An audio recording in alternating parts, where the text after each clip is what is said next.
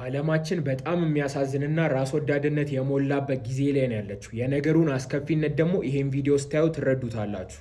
እንዴት ነው ሰው ገንዘቡን ጦርነት ላይ ኢንቨስት የሚያደርገው? ደግሞ የሚገርመው ነገር ሌላው ነገር ላይ ኢንቨስት ከምታደርጉት ይልቅ ጦርነት ላይ ኢንቨስት ስታደርጉ የምታገኙት ገቢ ወይም ደግሞ ትርፍ ይበልጣል። የሚገርመው ነገር አንድ የቴክኖሎጂ ካምፓኒ ብትጀምሩ ትላልቅ ኢንቨስተሮች በተለይ ኢሮፕ ውስጥ ያሉ $100,000 እስከ $1,000,000 እኮ ኢንቨስት ሊያደርጉላችሁ ይችላል። ነገር ግን የጀመራችሁት ካምፓኒ በአንድም በሌላም ጦርነት ላይ የሚሳተፍ ከሆነ ወይ መሳሪያ የሚያመርት ሊሆን ይችላል፣ ወይ ለጦርነት በተለያየ መንገድ የሚያግዝ ቴክኖሎጂ የምታመርቱ ከሆነ አይናቸውን ሳያሱ በቢሊዮን ዶላሮችን በአንዴ ኢንቨስት ያደርጉባቸዋል።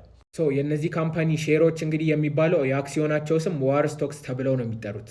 ከነዚህ መካከል እነ አርቴክስ ኮርፕ፣ እነ ሎኬድ ማርቲን፣ እነ ኖርዝ ኮርፕ እነዚህ በጣም ትላልቆቹ ናቸው። አንድ ደግሞ አለ በጣም አደገኛ ፓላንቲር ይባላል። ስቶክ ማርኬቱ ላይ 23ኛ ላይ ነው ያለው። ከነ ጎግል ከነ ሜታ ምናምን ቀጥሎ 23ኛ ላይ ማለት በጣም ትልቅ ነው ማለት ነው። እንደምታዩት $424 ቢሊዮን ማርኬት ካፕ አለው። የሚሰሩ ሚሊተሪ ቴክ ደግሞ በጣም የሚያስገርም ነው። አስቡት፣ ፓላንቲር ማለት ጀስት ኖርማል የቴክኖሎጂ ካምፓኒ ነበረ። ሜንሊ ፎከስ የሚያደርጉት ሶፍትዌር ላይ ነበረ። አሁን ሚሊተሪ ቴክ ላይ ኢንቨስት ማድረግ ከጀመሩ በኋላ ነው እንደዚህ ኤክስፕሎድ ያደረጉት። እንደምታዩት በጣም ትራክሽን እያገኘ ነው አሁን ነገሩ። የሚሰሩትም ቴክኖሎጂ የሚያስገርም ነው። ነገር ግን ምን ያደርጋል፣ ለጦርነት ነው የሚውለው። ልክ እንግዲህ የሆነ አለመረጋጋት ሲኖር የእነዚህ ካምፓኒዎች ስቶክ በአንዴ ነው የሚተኮሰው። ነገር ግን የሌሎች ሰላማዊ ካምፓኒዎች ስቶክ እንግዲህ እንደምታውቁት ይወርዳል።